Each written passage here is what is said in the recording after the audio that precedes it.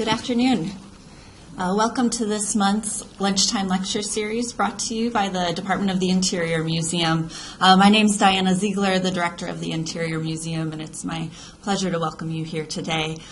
This ongoing series is a chance for us to highlight the very diverse, very varied workings of the Department of the Interior.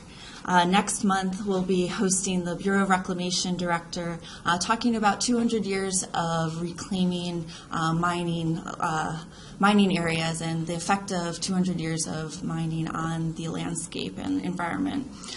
This month, happy to be presenting the National Park Service, focusing on Park Service and their work with Indigenous cultural landscapes on the Chesapeake. Chuck Hunt has been the Superintendent for the National Park Service Chesapeake Bay program since September of 2013. With over 20 years of experience with the Department of the Interior, Chuck Hunt has most recently served as the Regional Director for the Western Europe for the American Battle Monuments Commission, the ABMC, where he managed 23 geographically dispersed sites in France, the United Kingdom, Italy, and Belgium. Prior to becoming the regional director, Hunt managed the Normandy American Visitor Center in France, also part of the ABMC. Hunt's previous National Park Service experience includes assignments as superintendent of Fort Davis National Historical Site from 2006 to 2009, management assistant at the Big Thicket National Preserve, and legislative affairs specialist in Washington, D.C. Additionally, Hunt has served as a special assistant within the Department of the Interior, where he provided support to the Clean Water Action Plan, the Healthy Rangelands Initiative, the California Desert Managers Group, and the establishment of the Resource Advisory Councils across the western United States. Hunt has also held numerous positions with the Bureau of Land Management and served on Senator Jeff Bingaman's staff working on energy and natural resource issues. Hunt began his career as a presidential management intern, serving the Bureau of Land Management, National Oceanic and Atmospheric Administration, and the Environmental Protection Agency. Please join me in welcoming Chuck Hunt.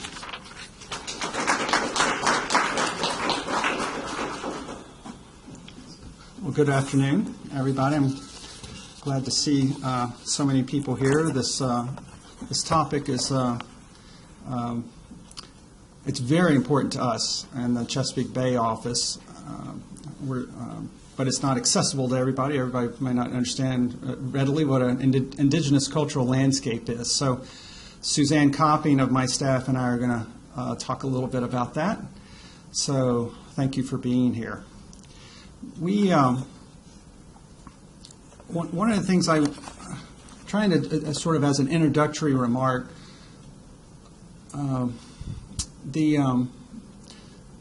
my office manages the John Smith Trail, and I'm going to talk about that in just a minute, but and one of the things we struggled with is how to make sure we tell the American Indian side of the story in a more sophisticated way than perhaps we have in the past. And our goal with the Indigenous cultural landscapes, and I'm just going to call them ICLs henceforth, so an ICL is an Indigenous cultural landscape, is to look at the landscape in a way that is not just driven by archaeology, because archaeology is such a unidimensional approach to understanding the significance of the American landscapes, particularly when it comes to American Indians and sites that are important to them. So our goal with the methodology of the ICLs was to have a process that's fed by numerous sources of information, including, and I think this is very important, including the descendant communities that can provide insight on why certain landscapes are important to them. And that's really having that connection to modern day tribes is critical, because in our eyes these landscapes aren't just an important part of their past, they're also an important part of their future, and an important part of the American future. So I will get into the presentation here. All right, so the John Smith Trail was established in 2006, and we completed the initial planning base, the comprehensive management plan, in 2011. And in 2012, the trail was extended up a number of the rivers all the way up the Susquehanna, all the way to Cooperstown. And the sort of the driving force behind the extension was that people, the proponents of the trail, the supporters of the trail, wanted to make sure that the American Indian story was just as important as the John Smith story. So by extending the trail to reflect the cultural connectivity across the landscape, where American Indians were part of that connection. It wasn't just John Smith finding them. In some cases, American Indians found him. It provides for a much richer, more complete story.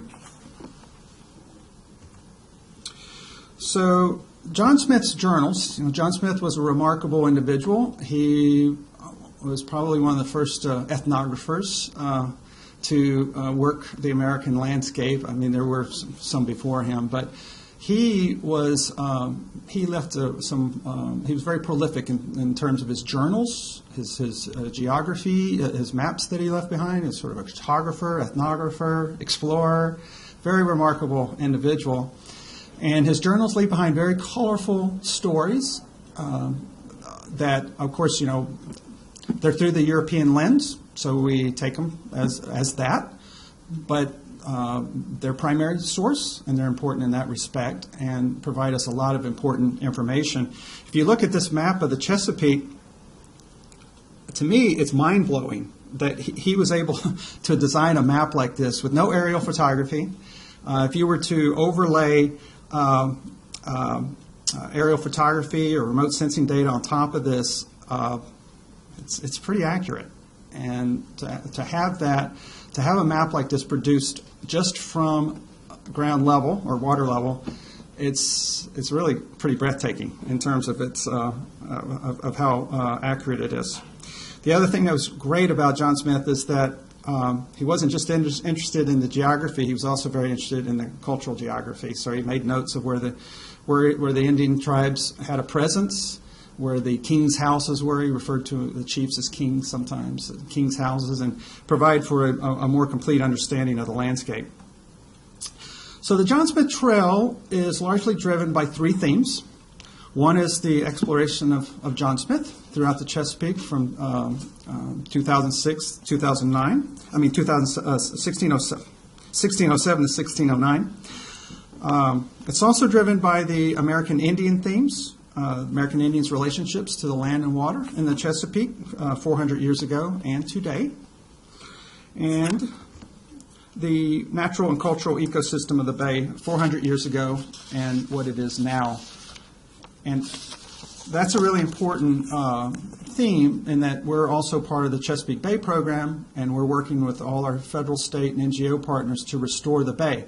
So the John Smith Trail actually gives us a tool that can help with Bay restoration in terms of educating the public and communicating to the public how much this place has changed in 400 years ago, and help highlight some of the areas where we have environmental issues that need attention. Okay, so did I skip some? Okay. So ICLs, okay, here we go. So ICLs, Indigenous Cultural Landscapes, they comprise the cultural and natural resources that would have supported the historic lifestyles and settlement patterns of an American Indian group in its totality.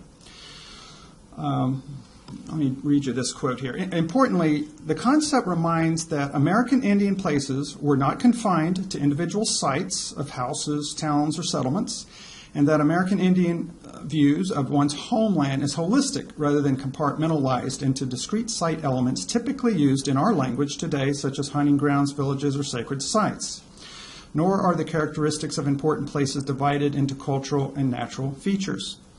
So it's really important to embrace this distinction. As you talk about Indigenous cultural landscapes, there's certain kind of European perspectives that we've embraced, this big distinction between cultural landscapes and natural landscapes, and even inside-outside. we have this concept of when you're inside a house or a building and when you're outside. And these concepts, you need to kind of let go of them when you're thinking about an indigenous cultural landscape, because the whole land was their home. So it requires a little bit of a paradigm shift, you might say. So indigenous cultural landscapes, ICLs, documentation can inform conservation, connect the public with natural and cultural resources, and importantly put indigenous communities at the center of identification and reconnection with important places. So ICLs, more often than not, still evoke a feeling of the Chesapeake before European contact. So many of the great rivers of the Chesapeake still are evocative of the landscape that John Smith and American Indians experienced 400 years ago. And one of our goals, of course, is to try to keep some of these places looking like this, so that the public can transport themselves back 400 years ago, and that we can protect some places that are important to our nation's history, American Indian history. Another interesting aspect of ICLs is that the ICLs can shift or enhance a narrative of a landscape and bring a whole new set of stories to the landscape that have been removed from the public consciousness. We have kiosks and signage across the trail trying to bring the American Indian story into focus. And then, in some cases, ICLs can renew indigenous connections with the Chesapeake's waterways and natural features. This photo is really special to us. It's of a member of the Onondaga Nation. His name's Hickory Edwards. And he and a group paddled from upstate New York near Cooperstown, the headwaters of the Susquehanna. And it was part of a larger, multifaceted, and ongoing effort to reintroduce the lands and waters of the Chesapeake to his people, the Onondaga Nation. His intended journey was to send a message that we are still here, the native people and their trade routes and waterways are not forgotten, and we need to remember our language and our lands. We need to re-indigenize the river. And I think that's a very profound expression on the part of Hickory Edwards of the need to reconnect his people to the Susquehanna River and how important it's been in their culture. But I love that phrase, we need to re-indigenize the river. So, there's a lot of words on this slide. I'll leave it up for a second so you can just kind of peruse it. But ICL characteristics include many of the elements essential to supporting human habitation in all its dimensions.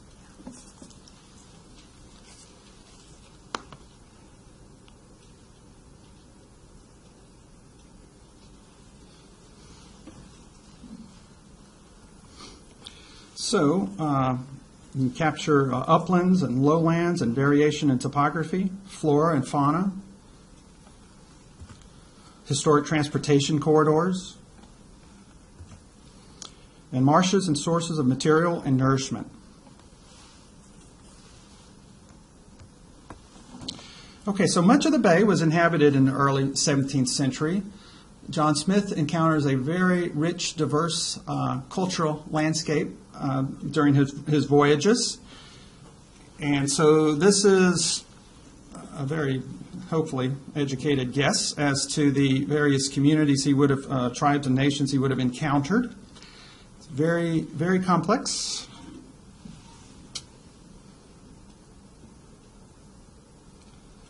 And rather different today.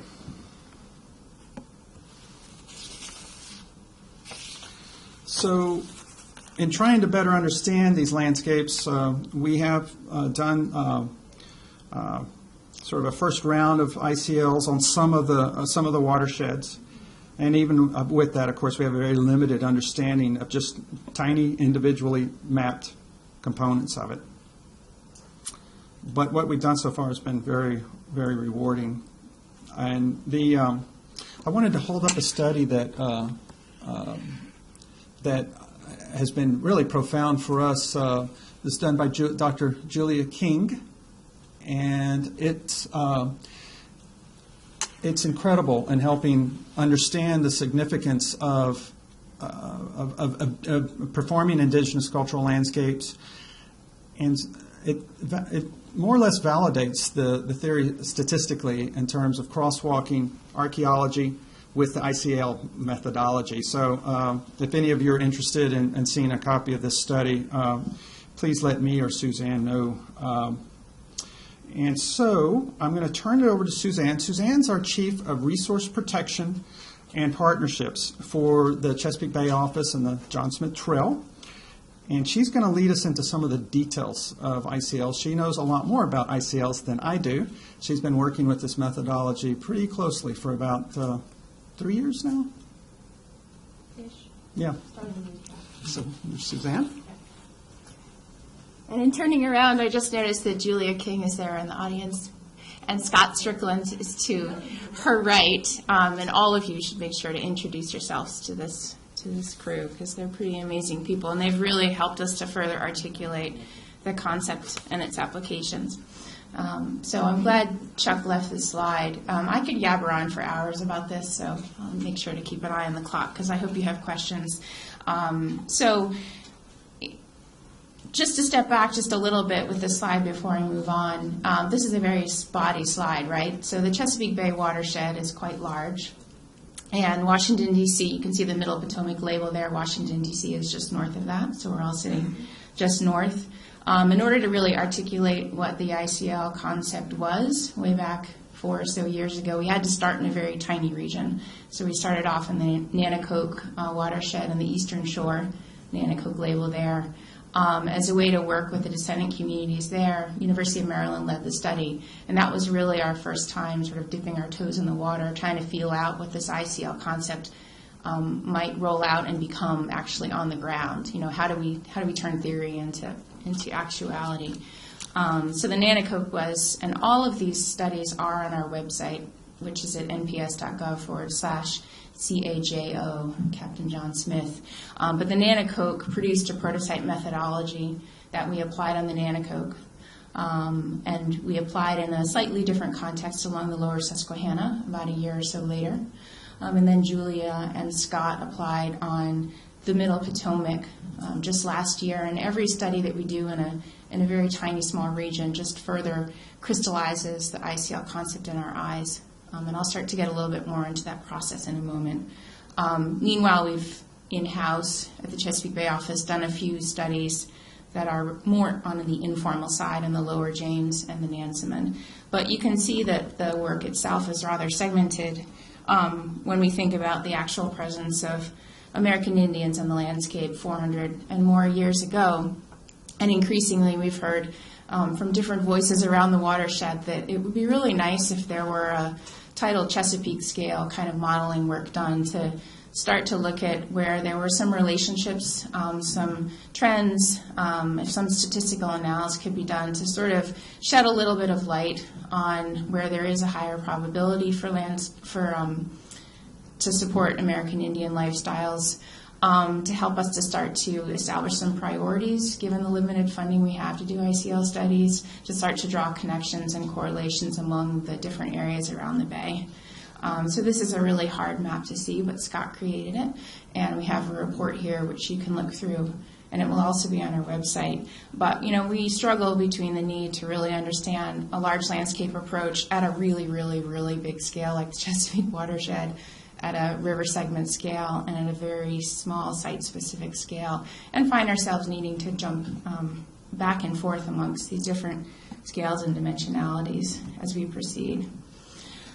So now that Julianne's got her hair, I'm no longer the expert in the room, but I did want to mention that the ICL concept is perhaps a process as much as that is a way to create a product that documents the characteristics of an ICL in a landscape, that looks at the various features on the slide that Chuck had showed us before, the uplands, the lowlands, the transportation corridors, the marshes, areas that have rich habitat, all of these features of the landscape, and puts those on a piece of paper. The product is as important as the process. And I wanted to kind of point that out and point out what some of the key process steps in applying an ICL concept on the ground would be. The methodology, the prototype methodology I mentioned that we first started articulating when we worked on the NanoCoke, kind of laid out some general process steps. And each subsequent study has refined those process steps a little bit more. The work that Julie and Scott are doing, again, is kind of clarifying even more, because every location is different. Every tribal community is different. Their needs are different. The way they look at the landscape is different. So the process always has to be fluid in order to be meaningful. But there's really some key things that perhaps cross many, many landscapes. But most importantly, it's really important to start out talking with the descendant community and checking in with them and seeing what their comfort level is with being engaged in a project to put special places on a map that might become public. That's really critical. Another critical process step that would come after that is actually gathering and starting to map some of the data that's out there, with data across all different kinds of sources. Primary source, talking with the tribes themselves; secondary sources, archaeology, a whole lot of things. I'll have some pretty pictures later to illustrate some of this. And of course, site visits themselves with subject matter experts and tribes. The interactive mapping exercises are really important, getting people around a map and asking, draw bubbles on places that are important to you, and discussions around what those bubbles on a map tell us. What kind of analysis can we do? What conclusions can we make? Incorporating those comments into documents that might be useful later on in various conservation or interpretation applications. And then getting input on that, making sure everybody's on the same page. And finally, really just, continuing to spark curiosity around how the ICL documentation can start to become relevant to the larger tribal community, to the public, as it's actually used on the ground in interpretation or through programming, or perhaps through identification of specific places for conservation. So as I mentioned, one of the early steps is really gathering that information from subject matter experts, archaeologists, and historians. And again, it's going to depend on the area that you're working in, what experts you might want to be in touch with. And these guys and gals are involved in a mapping exercise, really free-flowing, just drawing stuff on a map, pen to paper, and exploring the concept together as a group. And of course, with descendant communities as well, that similar kind of exercise, and going sometimes at the places that are important, hovering around a map, being in that place, feeling that place, and then drawing on the map and sharing sensations about being in that environment. I mean, there's kind of a sensitivity to this and a individuality and personality to all of this, which I think ultimately can be very powerful. So this is just a close-up GIS map. This is from the NanoCoke study, which, if you recall, is the very first application of the ICL concept in a real landscape. So the subsequent mapping exercises, I'll show you a few later, have become far more detailed and have brought in different types of data than this one here. Nonetheless, this was the first one, and I think the big point to get across is when you do a mapping exercise, it ends up kind of messy at first because you're overlaying all of this different information, and nobody's information is better than another. It's all these inputs are really important. Some of these bubbles are areas that have been surveyed for archaeology. Other bubbles are areas that the descendant community have drawn. Other areas are perhaps as a result of an analysis where some of the data are really coming together and synchronizing, and where the people looking at the maps might start to think, hey, maybe there's some good stuff here. We want to kind of explore further. We want to dig into the research a little further. We want to go back to the communities or the subject matter experts and ask some more questions. And then the big black line around the edge is called, and this is a really interesting term, the high probability indigenous cultural landscape, because you can't really draw a line around what's the landscape. And for various reasons, the shape of the landscape itself changed with the seasons and with changes in the water table and over hundreds of years, and communities moved and they came back, and there's a lot of variability. And plus, when you zoom in on a bubble, it suddenly gets really fuzzy. So this concept, it continues to kind of explode our brains in terms of really thinking about it. But it's really important to kind of really play at that line of let's try to get as exact as we can. But then let's also, be open to the possibilities that the ICL does for us, because we never want to put it into a box. So I have to read a quote because I think this is an example of how the indigenous cultural landscape can perhaps change within a particular, the meaning of it can change in a particular community. And so this is, again, back to the Nanacoke.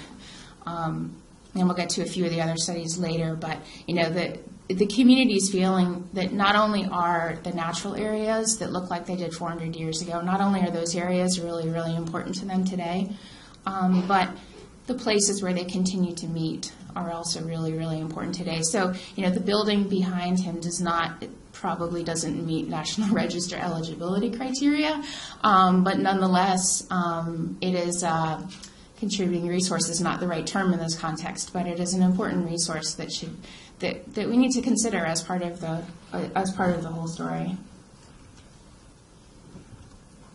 And I think I didn't actually. I want to bring us back to this picture here because this is the quote I was thinking of. So again, this is Chief Sewell Fitzhugh and Windsor Meyer of the Nouse Way Wash looking at a map as they're drawing on it, and Fitzhugh recalls, remember, and he's talking about features in the map. He says, remember, this feature is much closer by water. I mean, we're on one side. There's the other side of the Nanacoke. What we've done, we've gone all the way up and come all the way back down. See, there's 3 lumps of trees. He's looking out across the water behind him. There's one there, there's one there, and there's a straggler down there. That's Nouse, all tree. It used to be all trees, and even when I was born, that's Nouse. Those 3 lumps of trees constitute the village of Nouse. See what I'm saying? So he's really reflecting on this actual landscape as he's looking at maps and kind of reflecting and making these connections and sharing those with his community, but with the rest of us. So I wanted to mention that the ICL concept, while it was instigated instigate's probably not the right word, but during the comprehensive management planning process for the John Smith Trail, the ICL concept was imagined as a place really to connect the cultural and natural resources into a context that would be a tool for not only engaging American Indians, but communicating the story of landscape stewardship and protection. But, for a moment I wanted to step a little bit away from the Chesapeake, because many of you work in other programs or other offices, or maybe you're thinking about, well, what might the applications be outside of the Chesapeake? And I think deep down we hope that everybody across the country is going to embrace this as much as we have. There is a small core group of folks, Julia's on it. There's other folks in the National Park Service Washington office that are on it, and we call it the ICL core team. Periodically we get together and kind of share notes and what we've heard about things that might be of interest to the group. And over time, we've also shared where we've heard that the indigenous cultural landscape concept might be migrating. And there's some information on the website. Most of the information is spread by word of mouth. But we do believe that in addition to the Chesapeake and the National Park Service office, that there's been a methodology, there have been some studies. We're kind of playing around with the concept in a very informal way. For example, staff went down to the Nansemond River in Virginia and worked with the Nansemond tribe. One day we just get out in the water with some maps and talked with them about their lands and the places that were important to them. And it was a wonderful connection with the community and with the landscape. And we can use that information to develop interpretation and even to think about some of the places that we might add to the conservation agenda. But also we're finding that the concept itself is being included in foundation documents for some of the national parks in the Northeast region, or specifically Fort Monroe, that the Fish and Wildlife Service has incorporated the ICL concept into their comprehensive plans as a way of identifying places that are not only naturally important for wildlife habitat, but also culturally important, marine protected areas have been influenced by this large landscape approach to identifying important places. And that finally there are some anecdotal applications of this approach, this process, being applied in the Cascades, and at, let's see, I'm forgetting, what's the park with 4 presidents? Thank you, Mount Rushmore. And I'm sorry, I didn't really... but Mount Rushmore, exactly. So Mount Rushmore has had and that's a great relationship with descendant communities, and they're looking at the ICL concept as a way to engage with descendant communities and with the tribes in a way that's really positive. So it's stuff like that just, it brings chills. It's great. It's really great. So here, see, there you go, Mount Rushmore. That should be my cue. And Minnesota Rivers Program, actually, we just got a message that Minnesota Rivers Program was thinking about applying this ICL concept in some of their engagement with the tribes to do interpretation and protection along the rivers. So I'm just going to show you a few maps. I mentioned this is of the Nanjua and Mattawoman Creek watersheds. We do have a full, that's not it. We have a full report up here though, and we have the authors sitting 3 rows back. But this study involved the Piscataway in Maryland, and has been I attended a site visit with them, and it was an incredible experience to be in these places that were of such importance. And I don't want to get too much into it because our authors are here, but it's really amazing what this concept can do, because we're looking at landscape here. There's not we can teach people to read the landscape. These studies, they talk about special places, but they can be tools to help the general public learn how to read the landscape, to look at trees and flora and fauna and stuff like that, and see the bigger picture, see the whole ecosystem, imagine what it would take to live in that kind of place. And studies like the Nanjua study can do that really close to Washington, D.C.